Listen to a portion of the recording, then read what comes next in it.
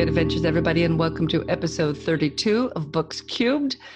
My family is watching Godzilla in the other room, so I hope it is not too loud. I asked them to kind of keep it down a little, and they are, but I can still hear them, so hopefully you can't. Today is the second part of my interview from last week with Gary Collins about living healthy and off the grid. So have a listen. It is really good.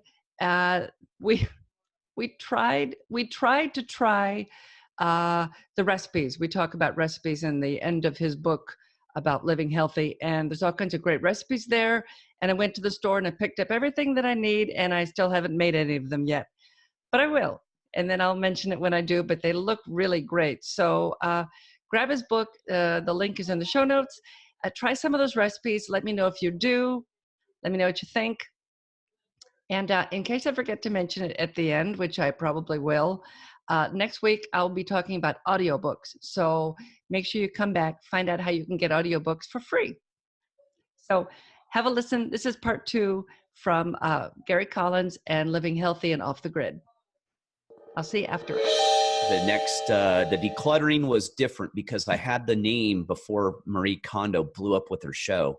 Her book was always popular. It's been out for a while. But I didn't want to change the name. I'm not changing it now. I've had this title for a while, but I knew it was about decluttering your life. So what I did is I added decluttering your life to it. Put life, because that's what it's truly about. I do have a chapter about decluttering your house and, getting rid of items and talking about consumerism and all that good stuff. But it's more about, I have a chapter on health, finances, social circles, technology, political tribalism, which I never talk about politics in any of my books. I don't think there's a place for it in self-help. I think it just tears people, gets people at each other's throats. The irony is people will give me reviews saying I have political views, and I realize you're reading political views into my background. I've never stated anything, and actually I'm a libertarian, and I don't even call myself a libertarian because I don't believe in political systems. So go figure. Yeah. It's irony that people call me something. I go, "Oh, that's you, Yeah. not me." Yes, And people will read into, what was I just talking to somebody about this the other day? They bring their preconceived notions Yep. to everything. So everything you read, like when the movie Brokeback Mountain came out, Mm-hmm. it's an awful movie because there's no story. It's a short story made into a movie. So people will say to me, "Oh, well, you're anti-gay and you're anti-religion." Yep. No, I'm neither. It's a bad movie because it's a bad story.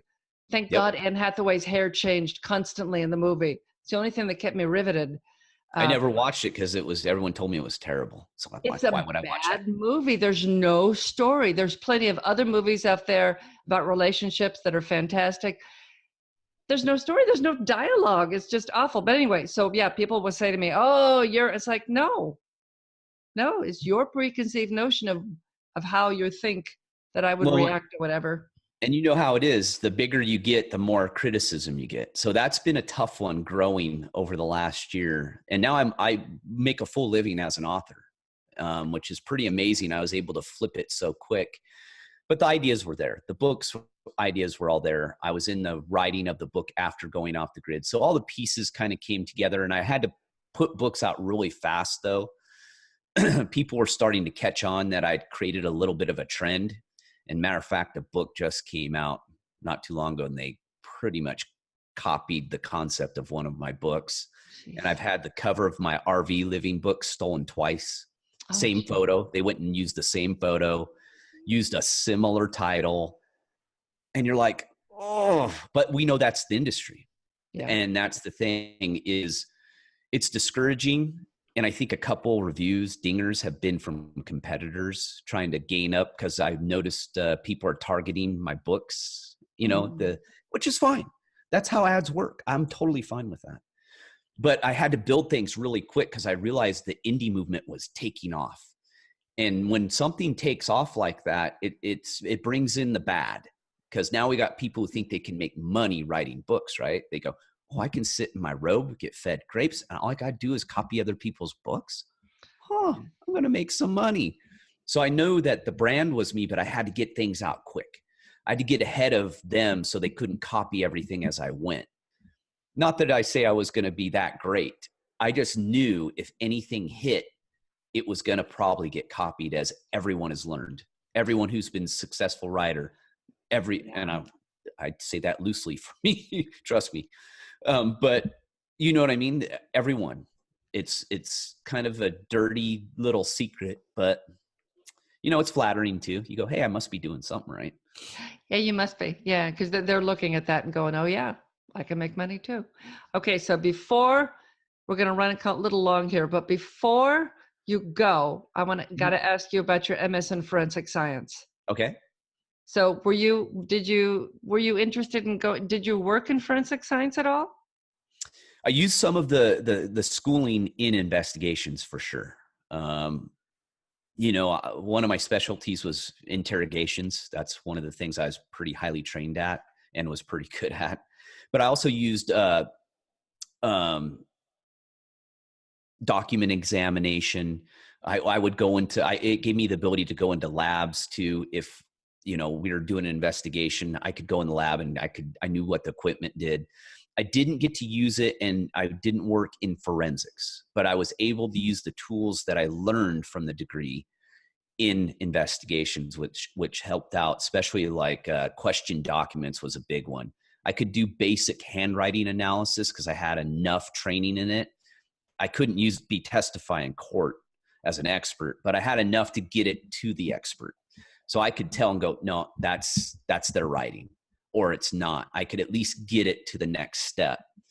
So yeah, it was a very interesting background in the things I did. I traveled all over the world for investigations and protection. I did a lot of protection details too of foreign dignitaries and U.S. officials. And so it's interesting because people always expected me to write thrillers, right?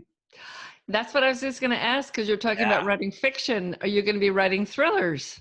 It was weird because I've always read thrillers. Love them. I've been reading them since fantasy. People freak out because they think I'm some knuckle dragging former military guy that just wants to shoot things and whatever.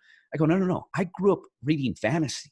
I grew up reading, I loved it, adventure, thrillers, sci-fi. I read it all. That's what I read it for years. And I still read it to this day. I still love it. So when I first started thinking of writing, I went, oh God, I'm nonfiction, but I'd love to write a thriller. All my background, I have all these stories in my head, but it's such a different writing that I would have to take a step back, start over. And I went, it would be a bad business model because I'm not even where I need to be in nonfiction.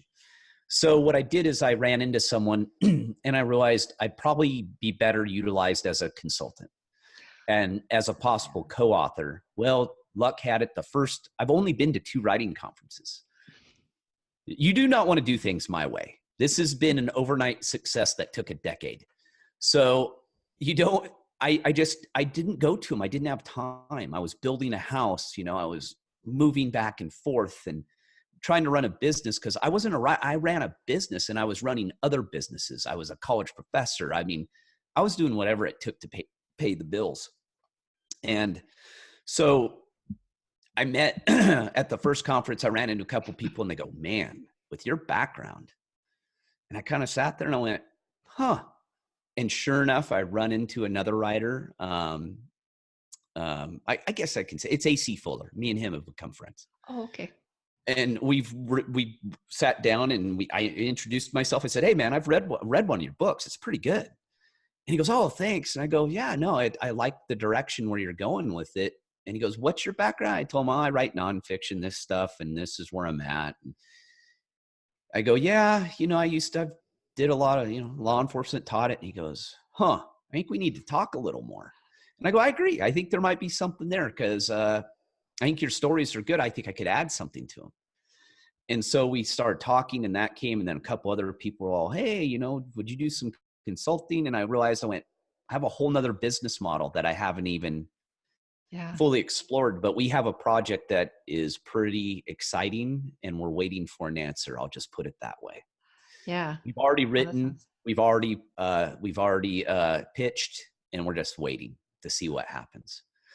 And if it goes, it could change the direction of my career of where I'm going. So I'm kind of in a little bit of a holding pattern.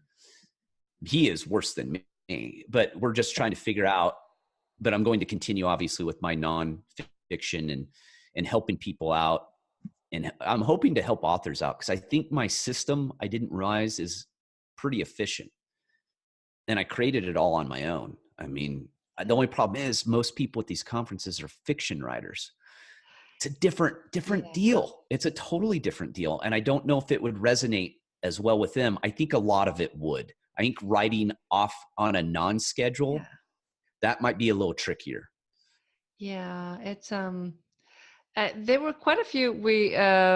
And I know I'll probably mention this in the intro, so I've already mentioned this, which I'm going to be shooting after we're done with this. But anyway, we met at the Similar Book Show in Chicago, first weekend of May, and actually I met quite a few people that write nonfiction. Yeah, I met more there than at 20 Books. 20 Books was my first one, 20 Books to 50K. And I was, whoa, talk about being overwhelmed for a first conference. I was Holy just gonna cow. say, yeah, because that's like, how many people are at 20K? That's a lot, isn't it? I think this one was 700 to 800. I think the next one's going to be like 1,000. I think he said it Wow. was. I just remember going, I thought this was a homegrown small conference. I remember looking around going, oh, wow. I felt like I was in way over my head for a first conference. And then I started talking to everyone. I didn't know anyone either. I went there totally dry. I didn't know a soul. Was it the And one so, in Las Vegas? yeah. I'm going to go to this one this year's as well because I thought it was fantastic. Mm. Um, but yeah, I mean, I think just the systems I've devised, and I do have a marketing system, believe it or not. I'm just terrible at launches, but I'm different because you can get away with it in nonfiction because Ah, I write evergreen. The stuff I write is going to be just as valid a decade from now as it is today, more than likely. So it can, probably. yeah, it can, especially the health stuff. I mean, some of that health stuff's from 10 years ago.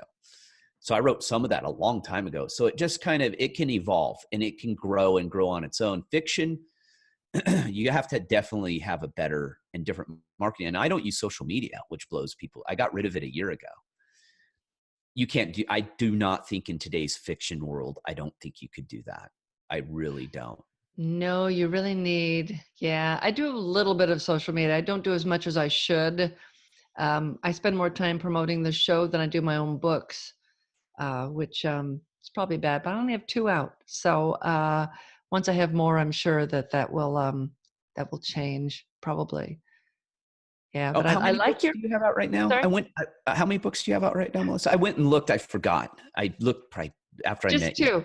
Just I two. have That's a right. short one called How to Bungle Your Jungle, which is 3,000 words. It's a prequel. And then I have a first novel, which is 60,000 words. It's called How to Sex Your Snake. That's And right. That's right. the sequel to that is How to Square Your Grouper, and that will be out end of August 31st. And then How to Fuel Your Rocket or How to Boost Your Rocket. I can't remember what the third title is by the end of the year. I'm hoping November, trying to get to where I can write a book in 4 months. So it's I don't write every day. My husband has really weird schedules, and so when he's home or not working, I never write. I spend all my time with him, and it's just he and I. And so I only write when he's gone, and he works usually like 3 to 10. Okay. Uh, and then I take care of my mother in the mornings, and then I run and we have lunch, and I go and write from like 3 to 6. And I can't. I used to when I was screenwriting, I could write like 10 hours a day without a Wow. problem. But it's all dialogue. It's different. It took me several years to figure out how to write a book, because for years I used to be a literary agent, and I kept telling my clients, this was in 93 to 2000. I kept telling them the internet is where it's going to be. The internet. I mean, I was watching this going, this is before Hugh Howey and all those people. And I said, I know there's a way to use this internet and sell books. I just couldn't figure out how to do it. And the Kindle wasn't out yet. I think the Kindle was like 2010. So, Yeah. Yeah. yeah. So at this time, there was nothing like this. Everything was traditional and self-publishing. I don't like calling it self. I like calling it indie publishing, Me because too. self-publishing, no, it's just got such a stigma on it. We're indie publishers. We do it all ourselves. Well, Now, we use a similar process. I mean, the process is ours, but I mean, the way we have to do it is similar still. I mean, we still have to launch. We still have to get editing. We still have, there's all the pieces. You have to meet with your cover designer, and you're actually more involved. And you do, and you do just as much publicity. I've had people say to me, oh yeah, if I can get traditionally published, they'll do it all. And I'm like, no, I used to be in the business. You're still going to do everything. And they're still going to say to you, no, we don't want to do a book launch, and we don't want to have you going to Barnes and Noble in New York or wherever the hell. I was trying to get one of my clients into, he was Canadian, and I wanted him in the Barnes and Noble in New York because he was going to be in New York. And my boss is like, no, we're not doing that. I'm like, this is nuts. I should be doing, so all these things that we're doing now as indies, you're still doing it. You're doing all the phone calls. I have several friends that are traditionally published at small presses, and they do more work than I do, and I make a lot more money than they do. And I always feel really bad about it. I'm sorry for all you listening, but yeah, I mean, we were out for lunch one day and we were talking about our quarterly. Somebody joked about her quarterly paycheck was $7, and I said, I make that in a bad day. Well, I got lucky too. I actually, and me and Jay talked about this because Jay Thorne, I'm with Coin, and I wrote Stephen Pressfield. I sent Stephen Pressfield an email when I first started. This was before he had his blog going, this whole thing, his website, none of that. So someone said, because I said, hey, I'm trying to write these health books, but I'm kind of lost. And I wasn't even, like I said, I wasn't looking to try it professionally. I just was trying to figure out what the heck I was doing. And so I sent him an email. He was real nice. He emailed me back and he gave me advice and helped me out.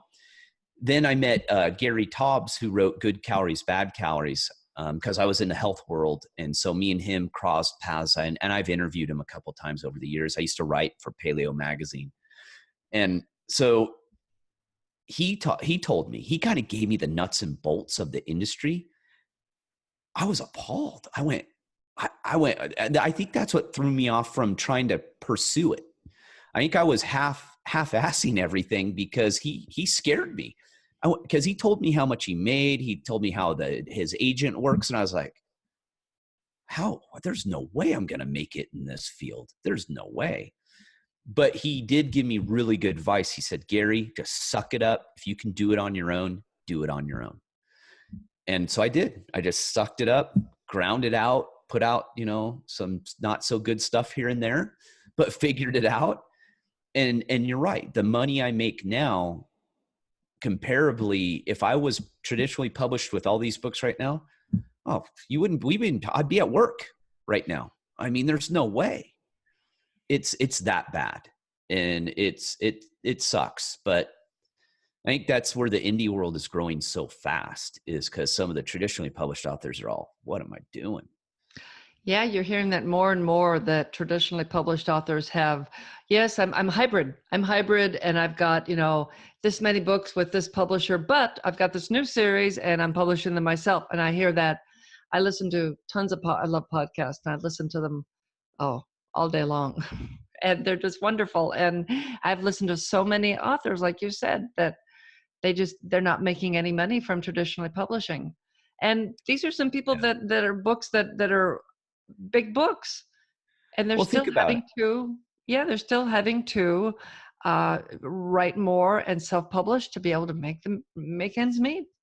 Let's say you sell 100,000 books in a year, which we know as any author, you're in the upper tier. If you're selling 100,000 books a year, you're at the top. If you have a traditional publishing deal, you might scrape out enough to live. Because you're going to, depending on your tier structure, that's probably $85,000. Depending if you got tiered and you got to $1.05 or $1.10 or whatever. If you got lucky. Mm-hmm. But then it depends. Did they do all the editing for you? Well, now you got to take that out. Then did they do some promoting for you? Well, now you're down probably to 50 grand. Now you got to pay taxes. You sold 100,000 books and you're more than likely going to have to get a side job. Yeah. But if you didn't have, and you in your indie, you made close to, you're heading towards $1 million you just made. That's pretty big difference. Yeah. Yeah. Most people don't earn out their advance. I want to say it's like 2,000 copies is the average that most books sell, but it's been a long time, so it's probably wrong Are now. you talking about a traditionally published deal? Yeah. Yeah. Yeah. And it's probably old, but Yeah, that's nothing. it's hard to once you get that advance, if you even get advances. It used to be advances were pretty good when I was doing it years ago, but if you even get an advance now, most people don't earn out of that advance and don't earn more money. And then the book doesn't sell well, the book doesn't sell well, so we're canceling the second and third book that we told we were going to do with you. And then you're on your own, but then they hold the rights to your first book and they're not going to release it, and you can't release the book 2 and 3. And and I've got a friend right now who's waiting for the rights back to her first book. I think she has a couple in mind, but her publishing company has first refusal for everything for like 5 years. I said, holy crap. Oh man. That's just, if you are an author listening, ebook, paperback, audio, print, foreign language, every single language, film, television are all separate. Do not sign a contract that has multiple things. Every single thing is done separately. So I know many people that have signed contracts that give everything away, everything. And I try not to say anything because I don't want to be discouraging, but it's like, oh my God, I really wish you'd said something. I was a literary agent. Why didn't you say something before you signed that contract? Well, I think you're just so excited too, though, if you get an offer like that. For me, I was already, I was working and I had a business. So the terrible offers I got, they were terrible. I mean, I even know I got a tell-all was one offer after I got out of the government. I'm all, yeah, they were going to pay me nothing. I go, and you're going to ruin my life. Perfect. Sounds like a great deal. Yeah. But yeah, I just was like, it doesn't make any sense to me. I'm like, why would I sign a deal like this? The deal I signed for the one I did this year, the only reason I did it because it was more of a relationship. I wasn't looking at it as to make money. It was, I know the guys, we've become friends. It's for Mother Earth News Fair. I published one book through them, and I might do another one, but it's more, I just like the process. It was easy. It wasn't about making a ton of money or anything. It was a different deal. You know what I mean? It was more of, I probably wouldn't have written the book on my own anyway, kind of thing. I mean, I had the material, but it was like, and we kind of threw some ideas around, and I go, well, I'll write that for you guys. That makes sense. That fits into what you guys do. And so that was different. And that's why I did it. But this year I've gotten 2 offers. I think one was a $5,000 bonus, and then the other one was like $1,500. And I went, no. Yeah, I went, and the guys, they hit me up. 2 different people from the publishing house hit me up. So I got hit by one guy 1 month. Then the next month I get hit by another guy. And they were just going through Amazon, just seeing what was trending. And they found my Going Off the Grid book. They were just looking. And I knew the press. I'd heard of them. And they have a lot of books, but no one's making any money. None of the authors are making any money that I know of. Yeah. Yeah. I don't know. Yeah. I don't know any small press friend. I have a lot of friends that are with small presses, and absolutely none of them are making any money. They all have day jobs. Yeah. Every one of them. And, and I won't sign anything under 6 figures. And you shouldn't. And you could keep your print, or you could keep your ebook rights and then just sell your print rights and your audio rights. That would be a rough one. I sell about 6 to 7 to 1 print to digital. It's a weird one. I haven't been quite able to figure that out. You do better with print than digital? Way better with print. Interesting. Way, way better. Well, I think because my following, a lot of my demo, and it's reference material. So you want to have it. And not only that, but we all went through it. I've lost half my sales since September of last year on KDP. Everyone just got crushed. I was doing well and I was climbing, then all of a sudden it fell off a cliff, and it's just flatlined, and I It can't get. has. Yeah, My book is in KDP for one more day. I took Uh, everything out. yeah, tomorrow it is the last day, and I go wide again on Friday, which is great because uh, I can get my get it out there and then get myself ready for when the second book is out. Which if I get I off. just went to wide. I went back wide. I pulled all 5 books out. And it's funny, I'm watching my author rank go though. I mean, as soon as I pulled them out the next day, all of a sudden it's doing this. Yeah, But here's the irony. I'm selling more books. I'm selling more books because I did a couple interviews. I was on Coast to Coast again with George Norrie a couple weeks ago. So that helped. And I'm all, what a scam. I'm doing better. And my author rank is going down because I'm not getting the KU page reads and the free downloads. yeah, yeah. But Do you do AMS ads? yes, I do. I think might have been talking to you about this at the summer book show. I was talking to somebody, but I started finally making money on AMS ads when I did paperback ads Yep. instead of the ebook ads. Yes. Because the paperback ads, I sell a book off of a 5 to 25 cent ad versus 50 to 75 cents on an ebook ad. The ebook ads just went really high. So that's what I'll be, once I'm out of KDP from Friday, I'll go back to doing just a ton of the paperback ads just to see what happens. And I think I read somewhere that if you're Joanna Penn was KDU, talking about that, actually. yeah, and I was thinking I read it in KDU. If you're in KDU and do ads, they promote those ads more because you're in KDU. Interesting. I heard that, or might have heard that somewhere, or read it somewhere. I Can't think remember it's where less now. competition.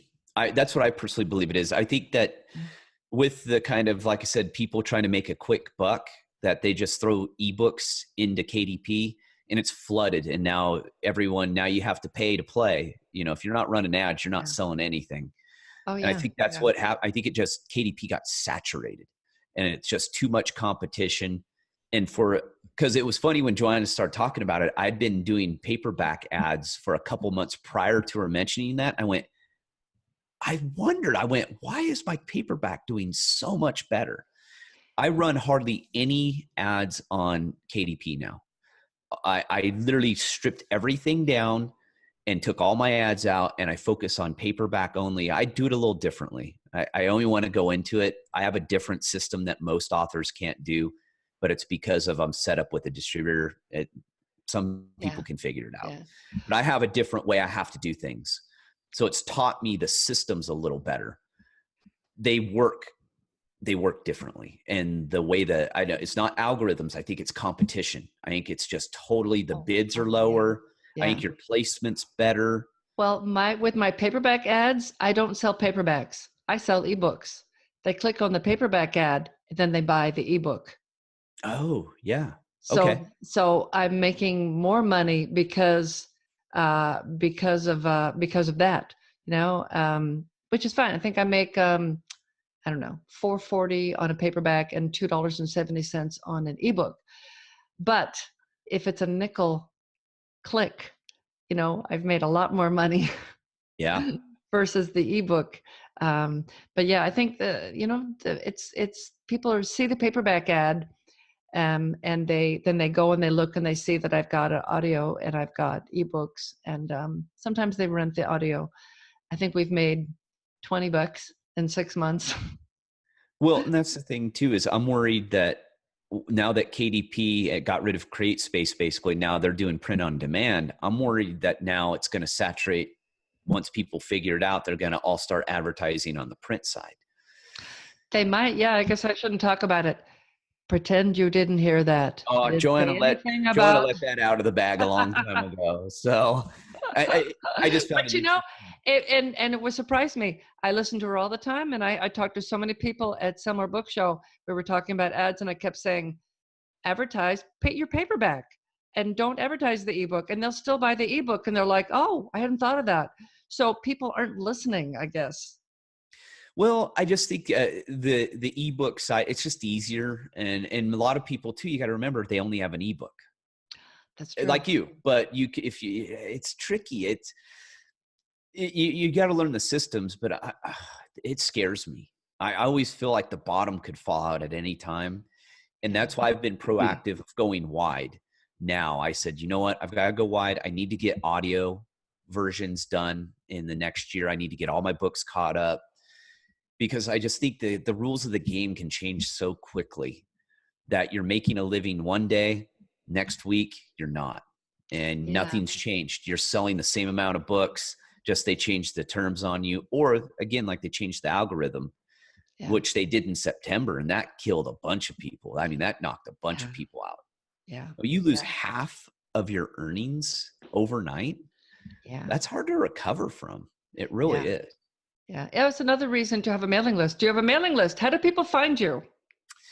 I'm easy to find. Advantage too is I've been running a full e-commerce website for years because I had a website, and so it was easy. I just dumped my books on there. I've sold my books on my website for almost the entire time. So it's www.thesimplelifenow.com. Don't go to The Simple Life. You'll probably end up at Nicole Richie and Paris Hilton's website. Yeah, I forgot That's about what I that one. did, and actually, I don't think I saw them, but this morning I was telling my husband that the first time I texted you was like the day after Sell More Book Show, and I sent it to thesimplelife.com, and of course it came back to me, and Yeah. I said, "What the hell?" It took me like I'm so dumb. It took me like 3 times doing that to look at it and go, "Oh, I got the email wrong." I Well, left and out the word now. The Simple Life would have been great, but obviously that was taken. But the Simple Life Now works just as well. I think it's still a good one. You I go to like my it website. better. I do too. I think it makes more sense to what I do. Yeah. And so I have an email list. I've had an email sign up for probably 6 years. So I didn't use it well. Another lesson we've all learned: have an email list. I had it and I never had anything to get people to sign up. It was just terrible. So I'm playing catch up like everyone else is. So you can buy all my books there, digital, print. Still have my supplement line. I'm a former FDA guy, so I can't get rid of that. I have loyal customers. If I ever got rid of that, who've been buying from me for years, they would not be happy with me. No. Well, and it's just part of what I teach too. The supplement line came from my clients going and buying garbage. They would go to wherever, come back, they go, "Oh, my stomach's killing me. I'm breaking out." I'm all, "Oh, what are you taking?" And they show me, and I went, "Oh." I did it out of necessity. I've never advertised my supplement line. I've never sold it on Amazon. It is purely for people who follow me and go to the website. And now I just put on Amazon Pay. So if you are an Amazon customer, you can go to my website, buy my books, and pay with your Amazon account with one click. Oh, nice. Okay, Yes. everybody, go check out his website. You want to check out this book. There are recipes in the back, and I'm going to try some of the recipes during the week. I go grocery shopping tomorrow. I saw the coconut flour pancakes and went, Yes. "Oh, that sounds great." So we're going to be making some of the recipes. I will check in next week. Actually, I think I'm going to break this into 2 shows. So in 2 weeks, well, because this is the tail end, this will be the tail end of the second show. I can do math. It's like Brian and Jim. Let's do math on the air on their show, a Sell More Book Show, and then they try to do math very badly. Um, I will start next week's show, which will be the second half of this show, talking about recipes we tried from the book, and just to see what we thought about them. So if you get the book and you try any of the recipes, go ahead and drop down and leave a comment. Let me know what you thought of the recipes, and I'll add that to the end of the first half of the show. The recipes are And good, I promise. I yeah, they look promise. I great. made them. They They're look really simple. I actually used to teach high schoolers those I would work with high school football players, a lot of them trying to get into college. And I taught them how to cook them. So they're very easy. Everything I do, I teach the simple life, right? So they yeah, should. and they were simple. There's some really good recipes in the back. So uh, you can find this book. I'm interested in the declutter book next, which I'll be looking at. So I'll probably mention something about that at the beginning of the second half of the show, which is this end of this show. Oh, I don't even want to think about it. Time travel is somehow involved here. So thank you so much for being on today. When you have your next book, come back and let us know, I especially will. because it's finance, right? Is the next one? I'm not just talking this book up. Even my editor, I have a brand new editor. He's been coming back to me going, whoa. He goes, I've never seen this in a finance book before. And I go, I thought it was interesting. It was my own concepts of, I show how people from the time you're born till the time you go through your whole working career, if you follow what you're told to do, basically the system takes a chunk out of you every piece of the way. And if you follow it, it's almost impossible to get out of debt. It's literally, you're literally going to be in a lifelong debt. So I break it out and it ended up being, I just did a cursory. It was about $1.3 million to $1.5 million. The average everyday American will waste, get nothing out of, they just waste. And then I did a simple formula for interest. If you invested that money, it's a close to $4.5 million, $5 million I do all low numbers too. I put the bottom end of my numbers and they're all static. So I didn't put for inflation. I didn't put for cost of living. I didn't do any of that. I said, these are the numbers and I'm going to show you with today's numbers, what it's going to look like. And he's like, whoa, he goes, this could be an eye opener. So I'm hoping people when will that one be out? Like I said, hopefully mid-July, if all goes well. Okay, great. So let me know when it's out and we'll make sure that you come on when it's already out or the day before or the day it's coming out, whatever. So yeah, we'll do that because I'm interested in that one especially. Yeah, that would be a weird one. That of all the books I write, I have a feeling could be the one that really breaks out. Well, money, it's so important. We all need it. Or it could sell 2 copies to my mom and sister. You never know. Well, I'll buy one too. So that's 3. There you go, 3. 3. Oh, thank you so much, Gary. Thanks for coming on. And everybody, everything's down in the show notes. So you're going to want to go take a look and go grab his books. And thanks a lot. And are you building more things today? Or are you done with your day? No, today was, I'm getting ready to go to Maryland to speak for the weekend. So I'm trying to get prepared for that, but I'm building the deck. The house itself is all done. We're building the deck. Yeah, I have $1 million views out of here. And that's why I built it up here. I wouldn't recommend this for the everyday person. It's been 5 years. So nice. A lot of fun. Nice. All right. Well, have a wonderful time in Maryland. And thanks so much. Thank you. Thanks, Gary. I am going to run, so not much interesting this week. Like I said, we're watching Godzilla in the other room. I want to get back because it's like 2 hours in, they still haven't shown Godzilla yet.